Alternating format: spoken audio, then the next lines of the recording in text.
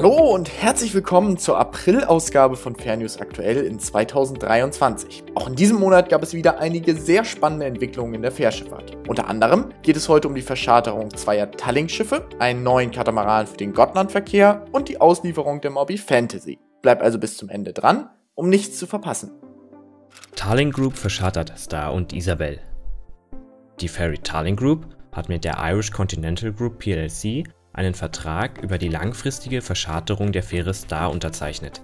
Das Schiff wird für 20 Monate geschartert, mit der Möglichkeit, den Charterbetrieb um 2 + 3 Jahre zu verlängern und wird auch mit einer Kaufoption versehen. Die unter estnischer Flagge fahrende Shuttlefähre Star wurde 2007 auf der Strecke Tallinn-Helsinki in Dienst gestellt und ist seither auf dieser Route zwischen der estnischen und der finnischen Hauptstadt im Einsatz.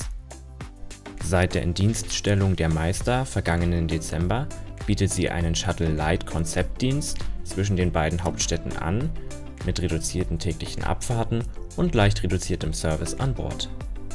Die Star ist ab dem 5. Mai 2023 an die Irish Continental Group plc verschartert und wird zunächst als Oscar Wilde für Irish Ferries auf der Strecke Rosslare in Irland und Pembroke in Wales Anfang Juni in Dienst gestellt und ersetzt die von Blue Star Ferries angescharterte Blue Star One für die verkehrsreiche Sommerzeit. Wir haben schon seit einiger Zeit nach alternativen Einsatzmöglichkeiten für unser Schiff Star gesucht und die Suche wurde noch konzentrierter, als die Ankunft unseres neuen Shuttles Meister im letzten Jahr näher rückte. Das Interesse an einer Verscharterung des Schiffes war in den vergangenen Jahren sehr groß und ich freue mich, dass wir jetzt einen guten Vertrag mit der Irish Continental Group plc abgeschlossen haben. Diese Art von alternativer Arbeit für unsere Schiffe war und ist eine gute Lösung, die unser Unternehmen stärkt und die Einnahmen nach einer langen Krisenzeit erhöht. So Paavo Nõgene, CEO der Tallink Group. Die letzte Abfahrt der Star in diesem Frühjahr wird am Abend des 1. Mai 2023 von Helsinki nach Tallinn stattfinden.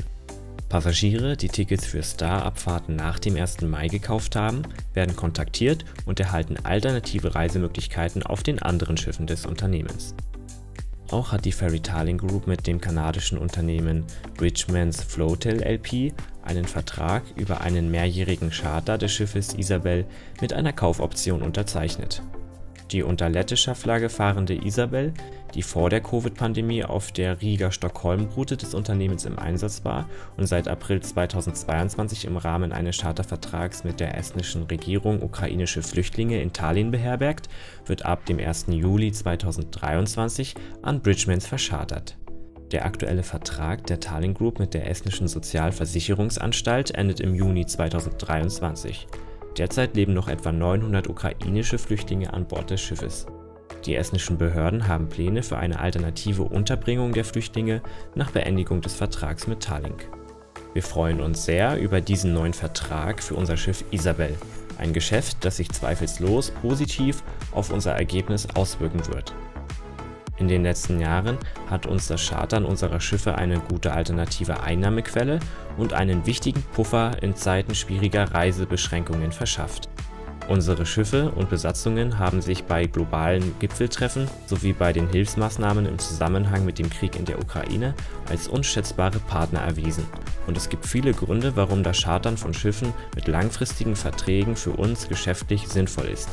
In erster Linie ist es eine Kombination aus den anhaltenden wirtschaftlichen Unsicherheiten, dem geringen Verbrauchervertrauen und dem erheblichen Druck durch steigende Kosten, wie zum Beispiel die Lohnerhöhung aufgrund des kürzlich unterzeichneten neuen Tarifvertrages, die langsamer als erwartete Erholung der Passagierzahlen und die geringere Nachfrage.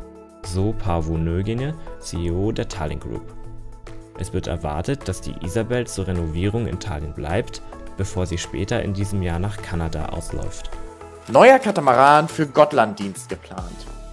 Die schwedische Reederei AB Gotland, auch als Gotlandsbolaget bekannt, und die bekannte australische Werft Austal haben eine Absichtserklärung über die Konstruktion eines neuen Katamarans für Gotlandsbolaget mit dem Arbeitstitel Gotland Horizon X unterzeichnet. Bereits bekannt ist, dass die Fähre mit Multifuel bzw. fossilfreiem Treibstoff, wie beispielsweise Wasserstoff, angetrieben werden soll. Geplant ist eine Höchstgeschwindigkeit von 35 Knoten sowie eine Kapazität von 1650 Passagieren und 450 Pkw. Außerdem soll das Schiff einen energieeffizienten Rumpf, ein minimiertes Gewicht, optimales Energiemanagement sowie stromlinienförmige Konstruktionen am gesamten Schiff erhalten. Die auch bei den beiden kürzlich von Gotlandsbolaget veräußerten Schnellfähren Gotlandia und Gotlandia 2 soll der Einsatz der Gotland Horizon X hauptsächlich in den Sommermonaten erfolgen. Die Überfahrtszeit zwischen der Insel Gotland und dem schwedischen Festland soll in weniger als 3 Stunden möglich sein. Cruise Smeralda an Finnlines verschartert. Die Fähre Cruise Smeralda der Grimaldi-Gruppe wurde von Grimaldi Euromed an die Schwestergesellschaft Finnlines verschartert. Vom italienischen Hafen Gioia Tauro aus und nach einem Zwischenstopp in Antwerpen kam die 1997 gebaute Cruise Smeralda in der 2. Aprilwoche in Vlissingen in den Niederlanden an, bevor sie nach Malmö in Schweden weiterfuhr. Die Fähre wird die Finnlines-Schiffe Finntrader und Finnpartner vertreten, welche derzeit beide für Instandsetzungs- und Renovierungsmaßnahmen im Dock liegen, und wird auf der Verbindung Malmö-Travemünde eingesetzt. Die Cruise Smeralda wurde als Icarus Palace für die griechische Minoan Lines gebaut und 2016 an den Mutterkonzern Grimaldi verkauft. Sie hat eine maximale Kapazität von 1528 Passagieren und 2195 Spurmeter für Fahrzeuge und war in der jüngeren Vergangenheit auf Strecken im westlichen Mittelmeer und von und nach Nordafrika im Einsatz. Auslieferung der Moby Fantasy. Die Guangzhou-Werft hat die erste von 2 Fähren der neuen Generation der italienischen Reederei Moby, die Moby Fantasy, ausgeliefert. Die Moby Fantasy wird China in den kommenden Tagen verlassen und sich auf den Weg ins Mittelmeer machen, wo sie im Sommer auf der Strecke Livorno-Olbia in Dienst gestellt werden soll. Mit einer Länge von 237 Metern, einer Breite von 32 Metern und einer Bruttoraumzahl von 69.500 ist die Moby Fantasy nach Angaben von Moby die größte bisher gebaute Passagierfähre weltweit. Sie hat eine Kapazität von 3000 Passagieren und 3850 Lademeter für Fahrzeuge. Das neue Flaggschiff der Moby-Flotte wird Mitte Mai im Hafen von Livorno eintreffen.